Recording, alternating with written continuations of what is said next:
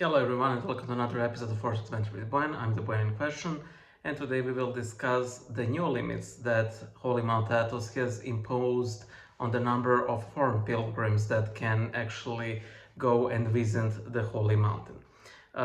This is an amendment of their previous decision that was issued in December of 2024, and some people have opinions on these measures. I'm the point in question, and if you find these videos useful, please consider pledging on Patreon because it allows me to illustrate the Bible on verse-to-verse basis.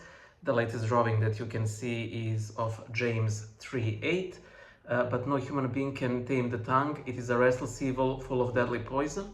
You can see it on Instagram, so just type in Bible Illustrated. And also, if you pledge $5 or more, you will be listed as the patron, among other things, of the next video on Saint Basil of Ostrog, the Serbia's most wonder-working saint, and his mother, who was actually canonized a month ago. So back to the original news. I'm reading this of the Orthodox Christianity website, which is a pretty good news source. I will link both of these articles in the description of this video. This is how it goes. The sacred community of Mount Athos has issued new restrictions on foreign pilgrims in response to a sharp increase in visitors that threatens the contemplative nature of the autonomous monastic state. The new measures, outlined in an official encyclical dated May 15th, will take effect on June 14th, coinciding with the assumption of duties by the new Holy Epistasia, which is, I believe, the community that rules Mount Athos. The restrictions limit foreign pilgrims to 300 monthly permits while maintaining unrestricted access for Greek and Cypriot visitors. I will generally stop here, but every paragraph here warrants some, discussion.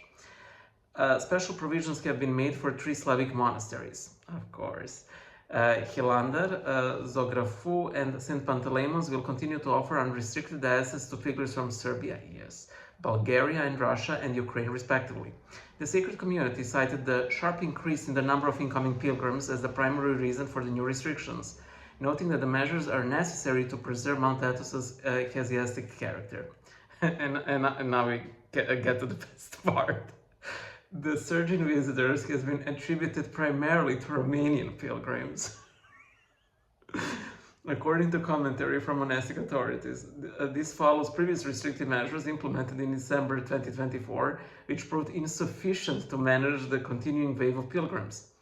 The influx has raised concerns about the commercialization of Mount Athos, with many representatives of the holy monasteries sounding alarm bells about potential touristification of the sacred peninsula.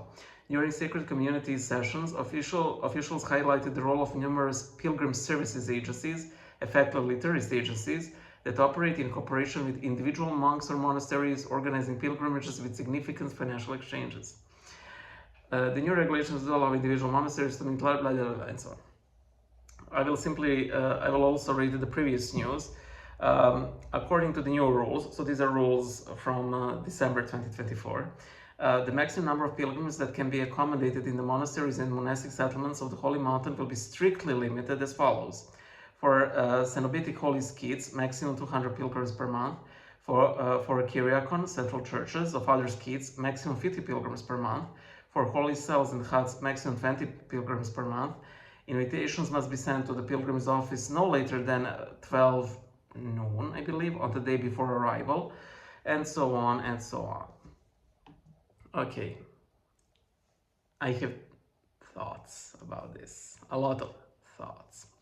So, I'm completely pro this measure.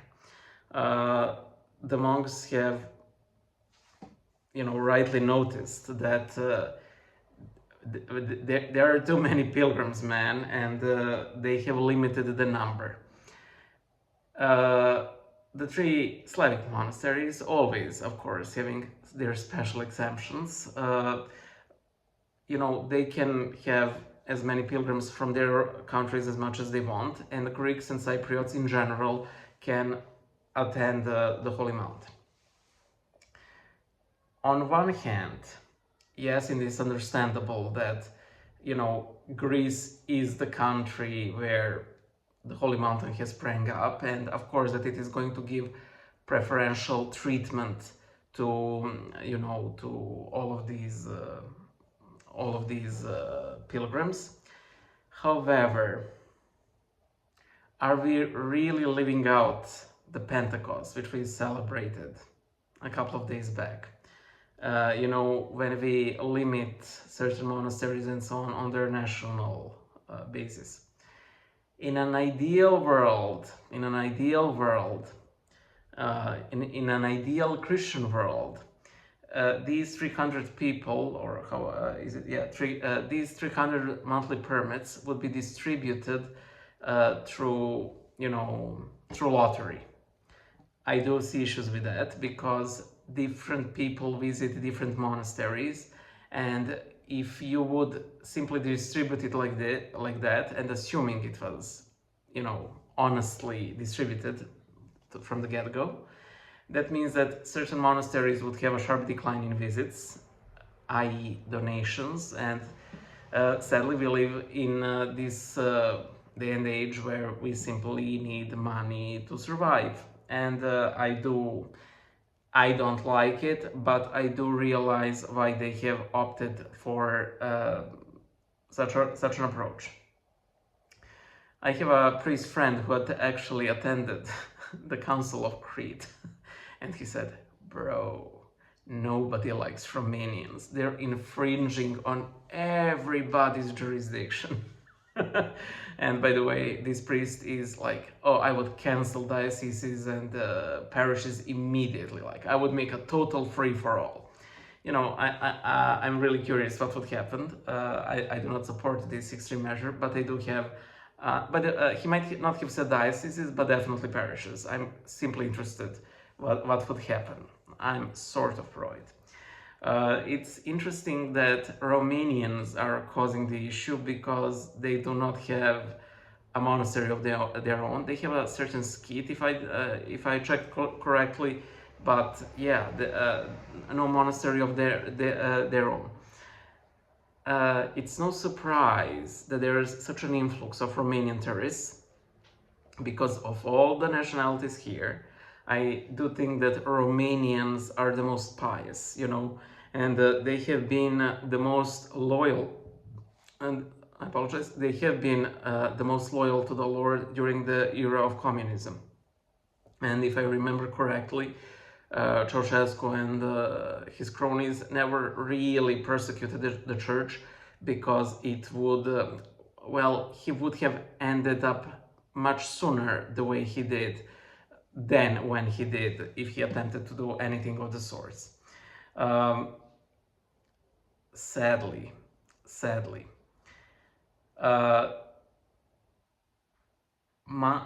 The primary task of a monk is to pray for the entire world. Anything else is a nice, beautiful added extra. Yes, they are to show hospitality, but again, the issue is that monasteries have such a huge missionary potential, and you probably know countless people who have been enriched by visiting a monastery or 2 or 10 immensely. They mention here that, is it here? No, I think they mentioned it in the previous news, but they mentioned that non-Orthodox visitors will be limited to 10 a month. I myself have a huge issue that non-Orthodox visitors are allowed at all because women are not allowed. So you have this sort of weird situation where a pious Orthodox woman cannot attend, cannot visit a monastery, but a Catholic or Protestant or whoever can. And no, I'm not advocating to let the women in. I just think that if you want to be completely, consistent, you shouldn't allow the non-Orthodox to visit as well. The sole exception to this, and why I believe that this rule should hold, is again missionary potential. we all know what kind of grace resides on these places. I'm sad that it has come to this. And yes, it's clear that there was a financial motive behind a lot of a lot of organizers to these places. When I went to visit Ostrog Monastery, I know some 10 years ago, I think it was the only time I actually went. I was actually really surprised at the amount of these religious knick-knack stands that were outside of the monastery. They weren't part of the monastery proper. These are clearly locals trying to earn their living. I don't know. It doesn't really go to the monastery. It does help out, local people. I don't think it's necessarily really bad, but it looks really bad when you see these piles upon piles of icons, prayer robes, incense, censers. And that is why I often like to mention on this channel not to overindulge in these little things, these little tangible amulets, talismans, phylacteries. Like, where does it end, And especially now at the time of, completed industrialization of everything, they're so easy to make, and in majority of cases, a lot of holy objects that you own weren't made while praying. They were probably made by some despairing Chinese worker in his Chinese factory of despair, not necessarily, but a lot. I know that a lot of people wear these sort of prayer rope bracelets, but instead of knots, it has little icons.